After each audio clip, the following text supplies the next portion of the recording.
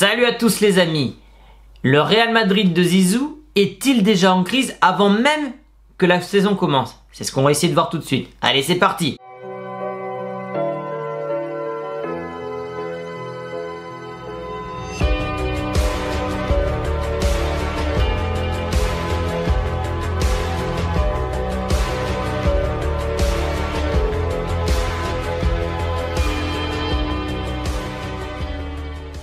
Que ce soit le Barça ou le Real, ce sont les deux clubs les plus médiatisés au monde.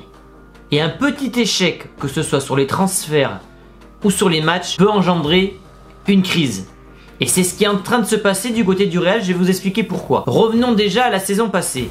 Saison blanche, saison cauchemar, Zidane est rappelé à mi-saison puisque Lopetegui s'est fait virer. Sauf que l'effet Zidane pour son retour n'a pas eu lieu.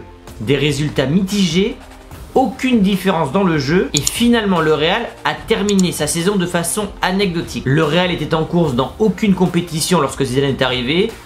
On s'est donc dit que les joueurs n'étaient pas motivés pour terminer la saison correctement étant donné qu'ils étaient éliminés dans toutes les compétitions et même en championnat de façon prématurée. On s'est donc dit à juste titre que ce soit les supporters, les spécialistes et sans doute les joueurs que le changement aurait lieu cet été avec un renouvellement d'effectifs. Les arrivées ont eu lieu, mais le Real a pour l'instant très peu dégraissé. Pourquoi je parle de crise? 3 matchs amicaux, des résultats décevants, voire catastrophiques pour le dernier match. Je rappelle que le Real a quand même pris 7-3 contre l'ennemi juré, l'Atlético Madrid, et le Real était mené 6-0. Le Real avait quand même mis son équipe type. Zidane et Ramos ont dit c'était un match amical, on le jouait tranquille, eux l'ont joué à fond.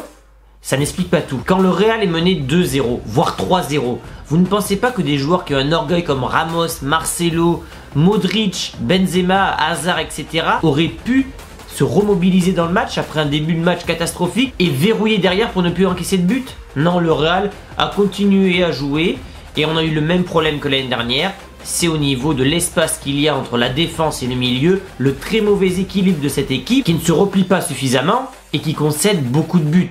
Et qui concède souvent en plus des buts en début de match. C'est-à-dire que le Real, comme l'année dernière, est souvent mené au score. Alors bien sûr que les déclarations de Zidane et de Ramos ont été là pour, entre guillemets, éteindre le feu, apaiser. Parce que les gens sont en colère, les socios sont en colère. Ils ne veulent pas revivre une saison cauchemardesque comme l'an passé. En plus des résultats, le Real devait vendre Bale, finalement le transfert tombe à l'eau. Personne ne veut du Gallois, qui demande un salaire trop élevé. La Chine était intéressée, mais la Chine ne voulait pas payer le montant du transfert, car ils ont une taxe de 100% sur un transfert qui s'élève à plus de 5 millions d'euros. Donc s'ils avaient dû payer Bale 50 millions d'euros en transfert, ils auraient payé en plus de ça une taxe de 100%, sans compter le salaire, ce qui aurait été trop élevé pour les Chinois. C'est pour ça qu'ils voulaient l'avoir gratuitement et payer que le salaire. Chose que le Real a refusé, parce que ce fameux club chinois était en affiliation avec l'Inter Milan. Et le père Pérez, qu'est-ce qu'il avait peur? C'était que Bale parte à l'Inter Milan pour que dalle. L'Inter qui n'est pas un concurrent direct en Ligue des Champions, mais qui, sous Conte, peut faire mal. Donc il ne voulait pas que son joueur parte gratuitement à l'Inter Milan. C'était ça le problème. Autre problème, le Real n'a pas acheté de milieu. Zidane veut Pogba, mais Manchester n'a pas besoin d'argent. Manchester n'a pas de pression. Et Manchester ne veut pas céder pour l'instant. Même s'ils sont sur le point d'engager Milinkovic-Savic. On sait que plus un mercato est tardif, plus le joueur va mettre du temps à s'intégrer au collectif. Ce qui est logique en soi. Et apparemment, c'est la crise en interne. Zidane voudrait encore 3 joueurs d'après la presse espagnole. Il voudrait 2 milieux, parce qu'il voit bien que Kroos et Modric sont à la ramasse totale, et que seul Casemiro est pour l'instant assez bon. Donc il voudrait Pogba, plus un autre milieu, on parle d'Eriksen ou de Van de Beek, et un ailier pour remplacer Asensio. Parce que quand je parle de crise, bien sûr que la blessure d'Asensio rebat les cartes. Est-ce que Zidane va finalement garder Bale? Est-ce que ça va être un premier aveu d'échec de Zidane vis-à-vis de Bale? Comment garder un joueur dans l'effectif qui n'aime pas l'entraîneur et vice versa? Ça fait quand même beaucoup de détails qui ne vont pas dans un sens positif vis-à-vis du Real Madrid. Alors que les concurrents directs, lorsqu'on regarde ça, beaucoup de chamboulements à l'Atlético Madrid, mais une équipe déjà rodée, déjà prête. Le Barça a terminé son mercato avec De Jong, Griezmann. Le bonus, ça sera Neymar si vraiment le PSG cède. Mais même s'ils n'ont pas Neymar, l'équipe tourne déjà très très bien parce qu'offensivement, il y a beaucoup de monde. Malcolm, Griezmann, Messi, Suarez, Dembélé, Coutinho. Donc même si Neymar ne vient pas, offensivement le Barça est assez armé. En Espagne, des gens commencent à dire que est-ce que c'était Ronaldo à l'époque de Zidane qui était l'arbre qui cachait la forêt? Car effectivement Zidane n'avait pas un jeu flamboyant, c'était un jeu équilibré, cohérent, mais on ne sentait pas une touche Zidane. Et quand je parle de touche, c'est de style de jeu. Par exemple, regardez les matchs amicaux de l'Inter, on voit directement la patte Conte sur ce club. Allez à Manchester City, on voit directement la patte Guardiola au bout de quelques mois. Il n'y a pas une patte Zizou. Il y a un équilibre, il y a surtout un management hors pair dans le vestiaire. Ça, c'est la grande force de Zidane. Ce mois d'août sera donc décisif, parce que sur les 10 dernières années, le Real n'a gagné seulement que 2 Ligas. Une sur Mourinho avec les fameux 100 points, et une sous Zidane en 2017. Le Barça est très régulier, et le Barça perdra très peu de points. Pourquoi? Parce qu'ils ont un jeu de possession qui leur permet de concéder très peu d'occasions. Donc les petites équipes ont entre guillemets que 20% de chance d'avoir des occasions de but sur un match de 90 minutes. Étant donné qu'ils n'ont pas les meilleurs joueurs du monde, ils ont du mal à marquer contre le Barça. Et c'est pourquoi le Barça concède moins d'occasions, moins de buts et donc perd moins de points. C'est ça la grande force du Barça. Et c'est pour ça que Guardiola gagne quasiment tous ses championnats sur 38 journées. Et il est quasiment imbattable à ce jeu-là. Parce que sur 38 journées, eh bien, il va laisser que 20% de chance à ses adversaires de marquer contre lui. Et il a dit une phrase un jour qui est vraie et qui pue le football.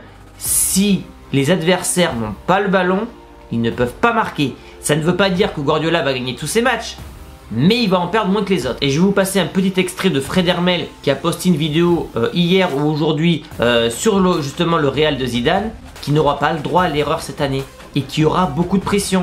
Zidane qui aura finalement tout à perdre avec ce deuxième mandat alors qu'il était parti en héros. On commence le 17 août. Le premier match, c'est de Liga sur la pelouse du Celta Vigo le 7 août. Et les mecs descendent déjà le Real. C'est un truc de fou. Franchement, que Zizou se prépare. Ça va être compliqué cette saison. Donc voilà, des résultats pour l'instant décevants en dents de scie. Un mercato pas tout à fait fini. Pas de départ. Toutes les arrivées n'ont pas été faites, notamment au milieu de terrain. Beaucoup de blessures déjà. Mendy, Jovic, Asensio, longue durée. Et la Liga commence le 17 août. Et le Real devra être au top pour ne pas perdre de points d'entrée de jeu. Parce que c'est souvent comme ça, c'est voir de la Liga. Le Real court toujours après le Barça en début de saison. Alors c'est rien, c'est toujours 2, 3, 5 points. Puis vers novembre, décembre, 7 points. Et puis on se retrouve avec un Real qui ne joue plus la Liga à partir de la mi-saison. On n'est pas encore en crise totale du côté du Real, car ce ne sont que des matchs amicaux. Mais il y a quand même plusieurs points qui font penser que la saison commence mal. Et qu'attention, il va falloir se remobiliser. Et qu'il va falloir se remobiliser. On sait qu'il y a eu le départ en plus de l'homme fort de Zidane, Pintus, qui était son préparateur physique pendant 3 saisons, qui est parti chez les Rital de l'Inter Milan de Conte. Et lorsqu'on regarde l'équipe type du Real, il n'y a pas tant de changements que ça. Finalement, qui sera titulaire parmi toutes les arrivées pour l'instant? Il n'y a que Hazard. Voilà, parce que Militao sera remplaçant, Jovic sera remplaçant, Mendy sera remplaçant. Alors le Real, c'est vrai, et c'est important, se crée un banc. Parce que sur une saison, il y a beaucoup de blessures, de suspensions et tout. Et il faut avoir un banc de touche. Donc ça, c'est vrai que c'est important. Mais sur l'équipe type qui a perdu beaucoup de matchs et beaucoup de points, mais pour l'instant, il n'y a pas tant de changements que ça. Et peut-être qu'un Kroos devrait aller un peu sur le banc, qu'un Pogba devrait arriver, et que le Real devrait aussi peut-être acheter un ailier pour remplacer Asensio. À moins de faire confiance au jeune Kubo, qui est un jeune espoir, à Vinicius côté droit. À voir. Voilà les amis, dites-moi dans les commentaires ce que vous pensez de la situation du Real. Résultats, blessures, recrutement. Est-ce que c'est déjà alarmant ou est-ce que la presse en fait beaucoup trop avec ça? N'hésitez pas comme d'habitude à liker la vidéo et à vous abonner si ce n'est pas encore fait. Et nous on se retrouve très bientôt pour une autre vidéo. Ciao les amis.